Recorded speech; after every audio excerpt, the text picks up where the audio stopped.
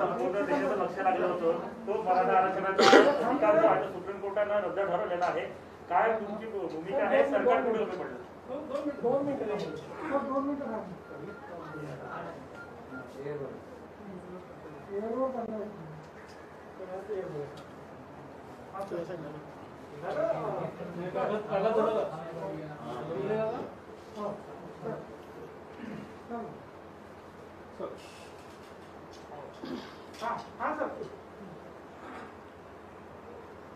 मराठा आरक्षणाच्या संदर्भात आज आलेला निकाल हा दुःखदायी तर आहेच, पण अत्यंत निराशाजनक अशा प्रकारचा सर्वोच्च न्यायालयाचा निकाल आहे. मुळातच आपण मराठा आरक्षणाचा कायदा केल्यानंतर या संदर्भात माननीय उच्च न्यायालयामध्ये याचिका झाली आणि या सगळ्या मुद्द्यांवर माननीय उच्च न्यायालयाने आपल्या बाजूने निकाल दिला, मराठा आरक्षणाच्या बाजूने निकाल दिला आणि आपला कायदा हा वैध ठरवला. त्या विरोधात माननीय सर्वोच्च न्यायालयात अपील झाली, हा वैध ठरवला. त्या विरोधात माननीय सर्वोच्च न्यायालयात अपील झाली. मी त्याच काळात मुख्यमंत्री होतो. आपण माननीय सर्वोच्च न्यायालयामध्ये अत्यंत मजबूतीने बाजू मांडली.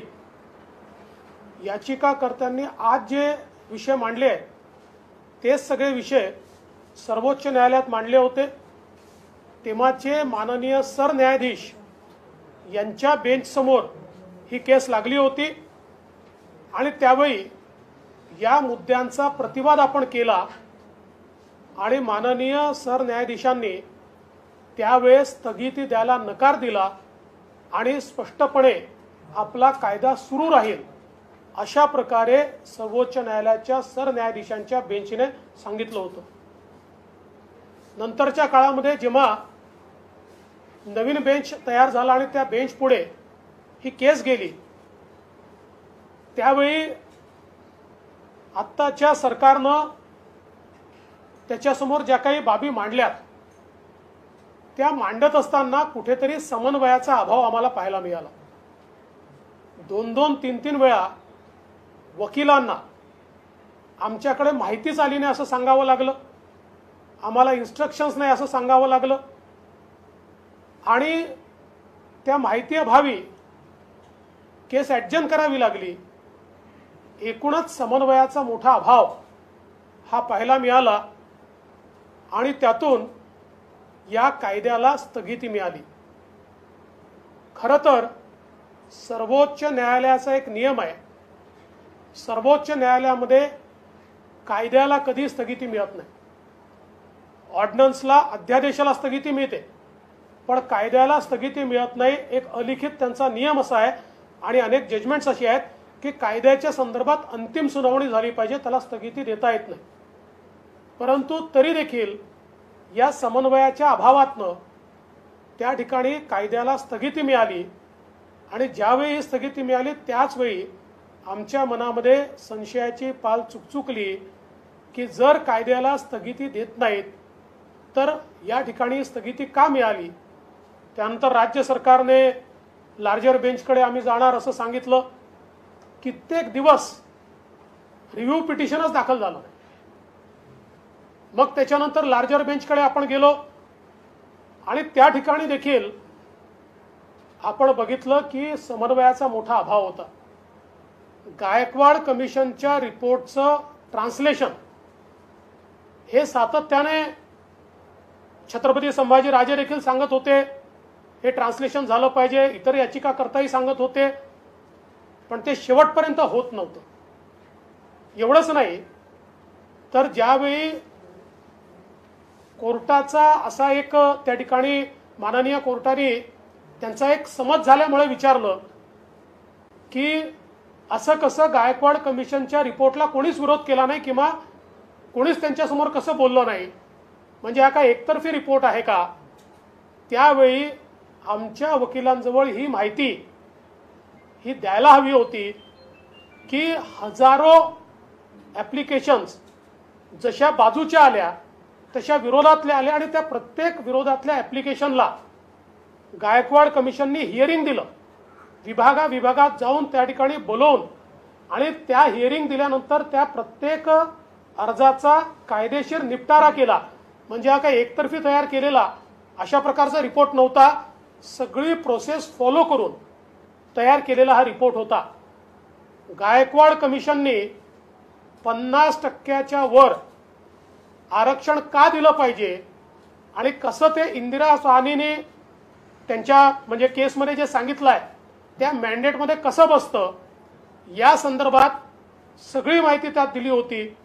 दुर्दैवाने आपण सर्वोच्च न्यायालयाला ते योग्य प्रकारे पटवू शकलो नाही आणि म्हणून माननीय उच्च न्यायालय किंवा त्यानंतर चीफ जस्टिसच्या बेंच पुढे आपण जे करू शकलो ते या ठिकाणी होऊ शकलेलं दिसत नाही आणि त्यातनं त्यांनी 50% वरचं आरक्षण देता येणार नाही असं सांगून हे आरक्षण रद्दबातल केलंय.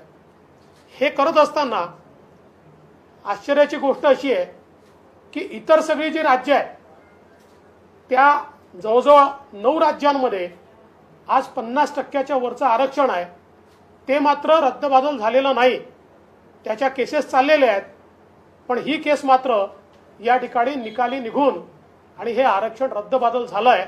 त्यामुळे याही संदर्भात मला असं वाटतं की एक अत्यंत वेगळी अशी परिस्थिती आपल्याला पाहायला मिळते. अनेक बाबी याच्यामध्ये आहेत की ज्या आपण योग्य प्रकारे कोर्टाला पटवून देऊ शकलो नाही. यातली विशेषतः आपला कायदा हा जो संविधानिक संशोधन आहे त्याच्या आधीचा आहे आणि आपण फक्त अमेंडमेंट केलाय. ही जी भूमिका आपण माननीय उच्च न्यायालयात मांडत होतो त्यापेक्षा वेगळी भूमिका किंवा ती भूमिका थोडीशी कमी मांडून वेगळ्या भूमिकेकडे आपण सर्वोच्च न्यायालयात का वळलो हा देखील एक प्रश्न आपल्यासमोर या ठिकाणी उपस्थित होतोय. आणि त्याही संदर्भात आपल्याला कल्पना आहे की केंद्र सरकारने स्पष्ट भूमिका त्या संदर्भातली सर्वोच्च न्यायालयामध्ये मांडली होती आणि असं असताना देखील आपण कुठेतरी आमचा कायदा हा आधी तयार केला आणि आता फक्त अमेंडमेंट आहे हे त्या ठिकाणी सांगू शकलेलो नाही. एकूणच या संपूर्ण निर्णयामध्ये थोडंसं समाधान एका गोष्टीचं आहे की किमान ज्या लोकांना मागच्या काळात आरक्षण मिळालं त्यांचं आरक्षण टिकलं आहे. मला असं वाटतं की 9/9/2020 पर्यंत ज्यांना आरक्षण मिळालं आहे त्या सगळ्यांचं आरक्षण जे आहे ते या ठिकाणी कायम ठेवण्यात आलेलं आहे. त्यानंतरचं मात्र आरक्षण हे रद्दबातल झालं आहे. आता या संदर्भात एक मोठा आक्रोश देखील आहे, परंतु माझी सगळ्यांना विनंती आहे की शेवटी सर्वोच्च न्यायालयाच्या निर्णयावर केवळ आक्रोश करून चालणार नाही, तर आपल्याला काय मार्ग काढता येतो आणि समाजाला न्याय देता येतो याचा अधिक आपल्याला विचार करावा लागेल. आणि म्हणून राज्य सरकारला आम्ही विनंती करतो की राज्य सरकारने या संपूर्ण निर्णयाचा अभ्यास करण्याकरता एक सर्वोच्च न्यायालयाच्या आणि उच्च न्यायालयाच्या ज्येष्ठ विधिज्ञांची समिती तयार करावी. त्यांनी अभ्यास करून यातनं कसा मार्ग काढता येईल आणि मराठा समाजाला न्याय देता येईल या संदर्भातली कृती करावी आणि त्या संदर्भात त्यांनी एक रिपोर्ट तयार करून सर्वपक्षीय बैठकीसमोर तात्काळ तो रिपोर्ट ठेवावा आणि त्यानुसार एक नीट त्याची रणनीती तयार करून आपल्याला पुढे गेलं पाहिजे. खरं म्हणजे न्यायालयामध्ये आपण न्यायालयीन लढाई लढत असतो, परंतु न्यायालयीन लढाई लढत असताना न्यायालयाचे देखील ज्याला आपण आपल्या बोलीभाषेमध्ये गनिमी कावा म्हणतो अशा प्रकारे काही कायदेशीर देखील गनिमी कावा असतो की ज्याच्यामध्ये शेवटी वेगवेगळे वकील वेगवेगळ्या गोष्टी मांडत असतात आणि त्यातनं आपली गोष्ट योग्य कशी आहे ती कायदेशीर कशी आहे हे पटवून देणं या संदर्भात देखील महत्त्वाच्या काही गोष्टी कराव्याच्या लागतात. मला असं वाटतं की आत्तापर्यंत जे काही झालं असेल त्यात ते दिसलं नाही आहे, पण भविष्यात हे देखील आपल्याला त्या ठिकाणी करावं लागेल. आणि मी ज्यावेळेस गनिमी कावा म्हणतोय त्यावेळेस त्याचा चुकीचा अर्थ कोणी काढू नये. मी स्पष्ट करू इच्छितो की न्यायालयीन पद्धतीमध्ये आपल्याला आपला मुद्दा बरोबर आहे म्हणून वेगवेगळ्या पद्धतीनं तो मांडावा लागतो आणि समोरच्या व्यक्तीचा मुद्दा चुकीचा आहे या संदर्भात वेगवेगळ्या प्रकारची आर्ग्युमेंट्स आणि त्या संदर्भातले जे काही कायदेशीर दावे आहेत ते दावे आपल्याला एका वेळी चालवावे लागतात. तर मला असं वाटतं या सगळ्या गोष्टींचा विचार हा आता येत्या काळामध्ये होण्याची आवश्यकता आहे आणि म्हणून सरकारने तात्काळ या संदर्भात कारवाई करावी. आणि त्याचसोबत आता हा जो काही मधला काळ आहे या काळामध्ये किमान आपण मागच्या काळामध्ये मराठा समाजाच्या हिताच्या शिक्षणाच्या, स्कॉलरशिपच्या, रोजगाराच्या अशा वेगवेगळ्या योजना सुरू केल्या होत्या, ज्या योजनांना या सरकारने आता पहिले तर निधीच दिला नाही आणि त्यानंतर दाखवण्यासारखा निधी दिला पण प्रत्यक्षात तो मिळत नाही. आता किमान जोपर्यंत यातनं मार्ग निघत नाही त्या योजना अत्यंत वेगाने सुरू केल्या पाहिजे. मग राजश्री शाहू महाराज शिष्यवृत्तीची योजना असेल किंवा मेरिट शिष्यवृत्तीची योजना असेल, परदेशात शिक्षणाची योजना असेल किंवा अण्णासाहेब पाटील आर्थिक विकास महामंडळाच्या माध्यमातून जे काही आपण काम सुरू केलं होतं आणि विशेषतः श्री नरेंद्र पाटील यांनी तळागाळात जाऊन अनेक उद्योजक त्याच्या माध्यमातून तयार केले. मला असं वाटतं या सगळ्या योजना आता वेगानं आपण या ठिकाणी केल्या पाहिजेत. या सरकारला एक विनंती आमची अजून आहे की या सरकारनं कुठेतरी आपल्या कायदेशीर संपूर्ण ज्या व्यवस्था आहेत त्या संदर्भात अधिक अलर्ट राहण्याची आवश्यकता आहे.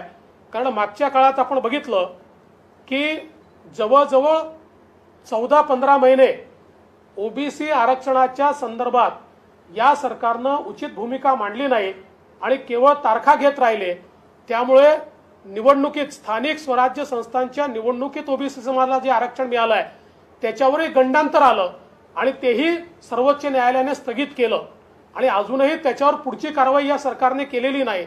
त्यामुळे एकूणच सामाजिक न्यायाचे जे मुद्दे आहेत ते भाषणात न बोलता ते कृतीत आले पाहिजेत असं आमचं मत आहे. आणि अशा प्रकारची कृती करण्याकरता सरकार जे निर्णय घेईल त्या निर्णयाला विरोधी पक्ष म्हणून आम्ही पूर्णपणे त्या ठिकाणी समर्थन देऊ.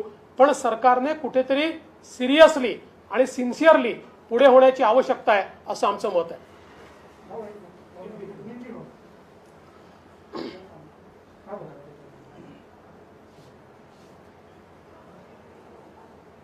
मराठा समाज को जो आरक्षण महाराष्ट्र में कानून के तहत दिया गया था उसको सर्वोच्च न्यायालय ने आज खत्म किया है, स्ट्रक डाउन किया है.